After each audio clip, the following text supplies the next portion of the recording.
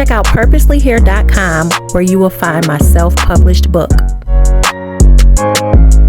Purposelyhere.com also has exclusive merchandise for men, women, and kids.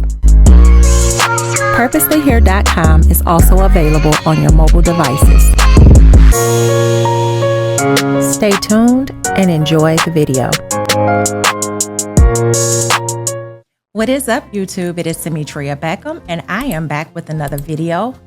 Listen, ladies, there is a topic that I want to dive deep into, something that many of us are lacking, and that's the information about womanhood and self-care. Listen, this is going to be our girl talk, where we talk about hygiene, self-care, womanhood, and the things we should have been taught. So before we start, I want to give a quick warning. This conversation might make some of you a little uncomfortable. We're about to talk about real topics such as hygiene, cleanliness, self-care, and the things most of us were never taught growing up. So if you feel a little embarrassed, that's okay. But I'd rather we talk about it openly than keep pretending it's not important. Because what we don't talk about, we don't teach. And what we don't teach, our daughters repeat. So today we're diving into the things every girl and woman needs to know about body care for herself, respecting her body, and walking in cleanliness inside and out. So the first point that I want to make is cleanliness is self-respect. Hygiene isn't about being fancy. It's about self-respect. When you care for your body's sending a message. I value myself enough to stay clean, fresh, and presentable. The small things matter. Brushing your teeth, washing your face, keeping your nails clean, wearing deodorant, and changing undergarments daily. Some of us weren't taught these things growing up. But once you know better, please do better. Because not only is this for you, it also protects your image. Let's be honest. People notice hygiene. They talk about it. And while that's not fair, it is real.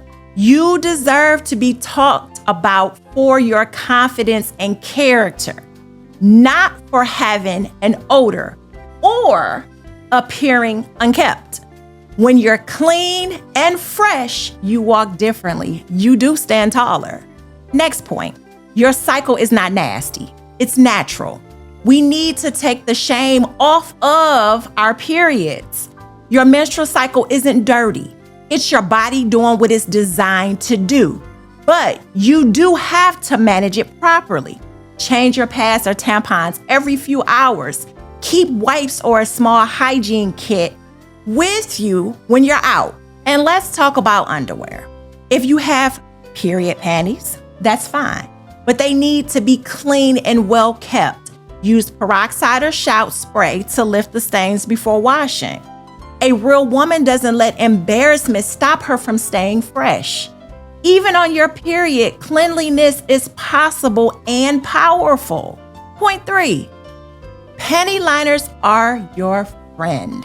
Your body self-cleans, which means discharge is normal. But that doesn't mean you let it stain your panties. Panty liners help keep you fresh and protect your underwear. Change them often. Don't wear one all day.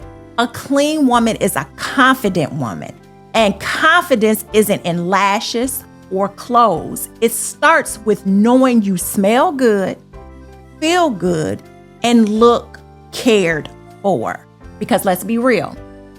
If you ever step into a relationship, the first thing a man will notice is how you maintain yourself. A real man wants a woman who's clean and cares for her body. Poor hygiene will run him off faster than a bad attitude. People may not tell you this, but they do notice. Most won't pull you aside. They'll whisper about you instead. That's why I'm here to tell you the truth in love, not judgment. Now, this is something that many of us should have been taught from the very ages of us being able to go to the bathroom alone. And that's the next point. Wiping from front to back, always. When you use the bathroom, always wipe front to back, never the other way around, because you'll drag bacteria from your behind towards your vagina, which causes infections. Many women deal with infections and think it's just their body. Sometimes it's simple hygiene. Wiping the wrong way, staying in sweaty clothes, or not allowing yourself to air out. Small habits protect your health. It's not about shame, it's about knowledge. Now, point 5, know your pH and protect it. Now, let's talk about something a lot of girls never hear about, and that's your pH balance.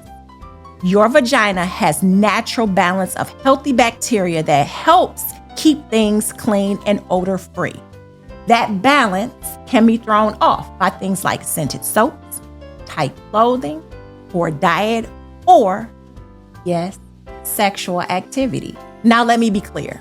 I believe sex should be within marriage, but I'm not naive. I know people are engaging in it under other circumstances. And when that happens, it can affect your body.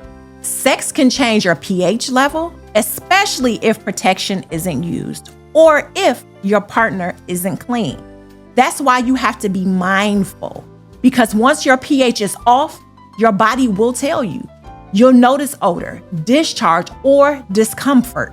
And listen, there's a big difference between a natural body scent from a long day and a foul odor from poor hygiene or infection.